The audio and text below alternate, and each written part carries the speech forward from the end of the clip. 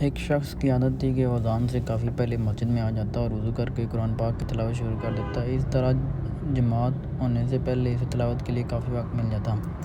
آج بھی کچھ اسی طرح ہوا تھا کہ وہ مسجد میں بیٹھا تلاوت کر رہا تھا کہ ایک چھوٹا بچہ مسجد میں داخل ہوا اور ہاتھ منہ دھو کر مسجد کے ایک کونے میں بیٹھ گیا۔ اس نے مسکرا کر بچے کی طرف دیکھا تو بچے نے بھی مسکراہٹ سے جواب دیا۔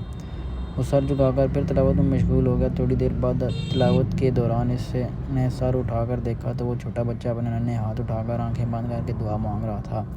اس کے لبوں میں مسکراہٹ پھیل گئی۔ بچے کو دعا مانگنے کا انداز اتنا پیارا تھا کہ وہ بے ساختہ قرآن مجید بند کر کے اسے دیکھنے لگا۔ تھوڑی دیر بعد بچے نے دعا ختم کی اور باہر جانے لگا تو اس کا دل چاہا کہ وہ اس بچے کی حوصلہ افزائی کے لیے اسے کچھ دے۔ اس نے بچے کو پاس بلایا اور سر پر ہاتھ پھیر کر اس کو 100 کا نوٹ دیا۔ بچے نے تھوڑی سی ہچکچاہٹ کے بعد وہ نوٹ قبول کر لیا۔